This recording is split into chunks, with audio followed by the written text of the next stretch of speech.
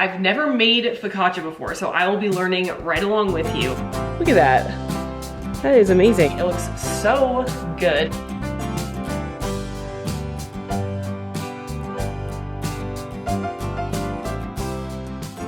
Hello everyone, welcome to Semi Homesteading with Abby. Thank you all so much for tuning in to today's video. If you are new here, welcome. Basically what this channel is me trying to learn as many homesteading skills as I can. Now I live in the suburbs, so I can't have a full homestead, but I'm trying to learn as many practical homesteading skills as possible. So welcome to my channel. Before we get into the video, I would really appreciate it if you subscribe to my channel. We're growing over here. It's exciting to see all your new faces and read all your comments. It really supports me if you subscribe, so thank you all so much for doing that. All right, let's get into today's video. So I have an Instagram account as well called Semi Homesteading with Abby. I will link it in the description below so you can go follow. So I was scrolling on Instagram early in January when everyone was making their New Year's resolutions and doing all of that. And this account called Little Farm Folk, I will also link them down below, came up with this challenge basically for the new year called Make Bread 365. So what this post outlined was a new type of bread you make every month. Since I had just gotten a bread maker for Christmas, January started out strong because I made sandwich bread without even realizing that this challenge existed, and January happened to be sandwich bread, so I checked that off immediately. But February's bread is focaccia. Now I've definitely eaten focaccia, and since that is the February bread of the month, that is what we're gonna do today. I've never made focaccia before, so I will be learning right along with you. But this website called Alexandra Cooks has a great recipe on focaccia that I will link down below. Let's start making some bread. The first step to making this bread is extremely straightforward. You're just gonna mix the dough. It tells you kind of exactly how to do it in this recipe, but basically you just combine 512 grams of all-purpose or bread flour, 10 grams of kosher salt, 8 grams of instant yeast, and 2 cups or about 455 grams of lukewarm water. You mix that to form a dough ball, and then you coat the top with some olive oil to let it rise. It didn't take very long at all, and it's very simple. But what I did want to talk about here is the timeline of this bread, because there's two options when you're reading through the recipe of the timeline that you can follow.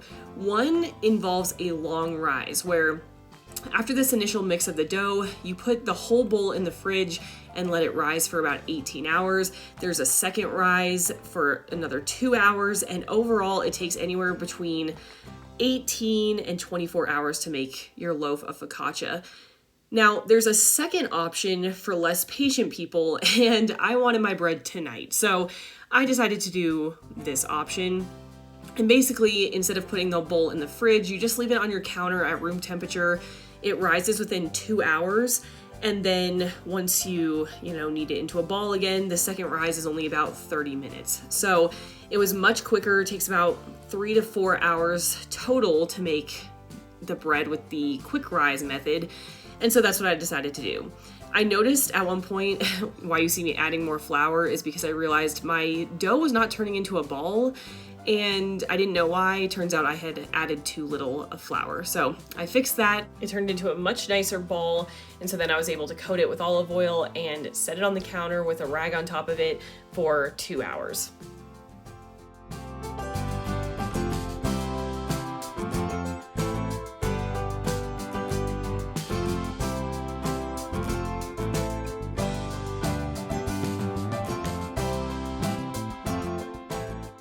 Okay, I am pretty flabbergasted. Look at how much this has risen. It's crazy.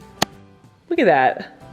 That is amazing. I'm gonna cover it back up and let it sit for just a little longer. It is looking very good. Okay, the dough has been rising for 2 hours. It said you could do 1.5 to 2, but it looks absolutely incredible right now. I'm so happy with how it's been rising, but basically now is the time we have to deflate it. So this recipe says to take 2 forks and basically scrape from the sides into the middle to make a rough ball of dough in the center. So let's try that and I will show you how it looks. So we're gonna do it on either side and scrape towards the center. And I'm just gonna kind of go in a circular motion, and it's definitely deflating. Let me just show you right away. Very deflated, but I'm gonna keep doing that until it becomes a little bit more of a ball. All right, this is what it's looking like now. So looking really good. There is the option of splitting this in half and doing 2 smaller pans, but since I'm doing a 9 by 13 inch pan, I'm just gonna leave it as 1 focaccia loaf. They also say if it's a little bit thicker, you can slice it in half for sandwiches. So I think I'm just gonna leave it as 1 loaf and put it on the pan that way. So let's prep our baking sheet. I have my 9 by 13 inch. Now it says you can either grease it up or just use parchment paper. I'm going to use some parchment paper just because I feel like it's easier.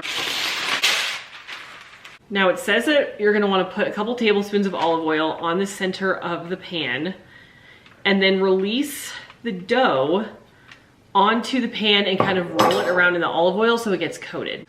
So let's grab this and kind of pull it forward onto the pan. Okay, that looks pretty good actually. So now I'm gonna kind of roll this around in the oil, just move it around a little bit. Oops. It's a little hard with the parchment paper. Okay, the bottom is at least pretty coated. So I'm gonna add just a little bit of oil to the top here and rub that around. Okay, I'm gonna try to form it back into more of a ball shape a little bit. Now I think it's less of a ball just because of the temperature as well. Because I'm doing the quick method, it didn't just come out of the fridge, so I think it deflates a little bit more. At this point, I just have to wait and let it rise again for 30 minutes before I kind of spread it out and give it the dimple. So I'm gonna set a timer for 30 minutes and then we will be back. All right, it's been about 15 minutes, so it's time to preheat my oven and we're gonna preheat it to 425. Okay, it's been 30 minutes. Our ball type thing has really puffed up into a very nice looking loaf here. So what it says to do now is you can just stretch it a little bit to make it kind of more square. So I'm gonna do that a little bit. So this is what that is looking like, just a little bit spread out. So the next step is to sprinkle this with flaky salt and then to sprinkle with fresh rosemary if you would like to. That part's optional. I have neither one of those things, so I'm gonna sprinkle it with a little bit of regular salt. I have dried rosemary, but I just don't think it'll be the same, so I don't wanna take that risk. I'd rather just have it be rosemary free. So I'm gonna sprinkle this with salt, and then it's time to make the signature dimples in the focaccia. Okay, so I'm gonna take a big pinch of salt and just kind of sprinkle it over the top. I don't think you wanna go too much, but maybe just a tad bit more. I think that's looking pretty good. I'm gonna rub my fingers on the top of the loaf just to get a little bit of the olive oil that I had spread on it before rising, to coat my fingers a little bit so they don't get stuck when I make the dimples. And then I'm just going to dimple nice and deeply the bread. I am seeing good air bubbles, and that apparently is what we wanna see. So I think we're done. I think we're ready to put it in the oven. Let me show you before we put it in just so you can see. Okay, this is the final look before we put it into the oven. We have the dimples, we have some air pockets in here, and so we're gonna bake this for 25 minutes. Now we wait.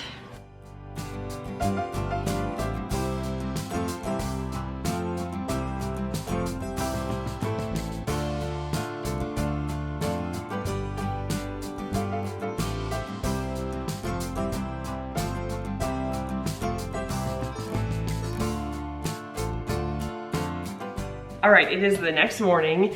I have my focaccia all saran wrapped from last night. Let it cool, saran wrapped it. So I'm gonna cut it, see how it turned out. It feels soft and nice, so I'm very hopeful. So we're gonna cut a little bit, make a little PB&J as a breakfast, and do a little taste test. I'm just gonna cut a little strip off the end, maybe like halfway down as my little sandwich. Hopefully that's focusing. It looks so good and fluffy. Now it did say the slow rise makes it a little bit more pillowy. It seems pretty pillowy to me. So, you know, just a note that if you wanna do the slow one, people say that that's even better, but the fast rise really did well. It's squishy and pillowy, just as expected.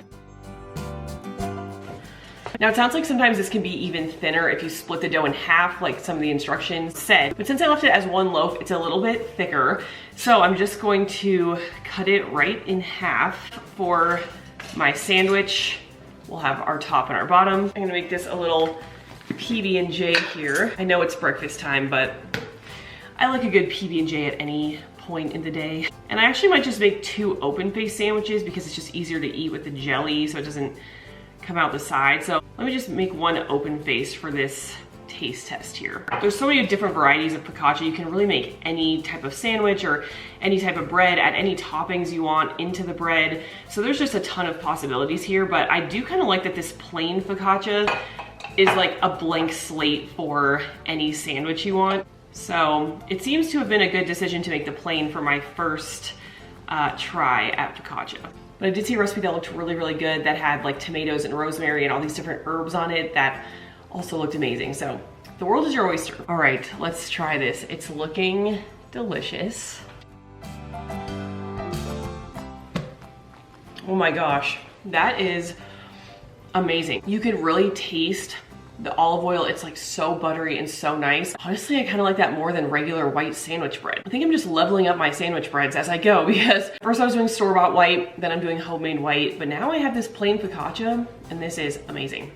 All right, I have finished my PB&J. It was absolutely incredible. I might honestly make another focaccia sandwich for lunch because it was just that good. So I highly recommend this recipe. I will link it below. I would also highly encourage you to bake with me throughout the year with this Make Bread 365 challenge. I will put that below as well. Make sure you subscribe to my channel. Thank you all so much for watching and I will see you next week with another video.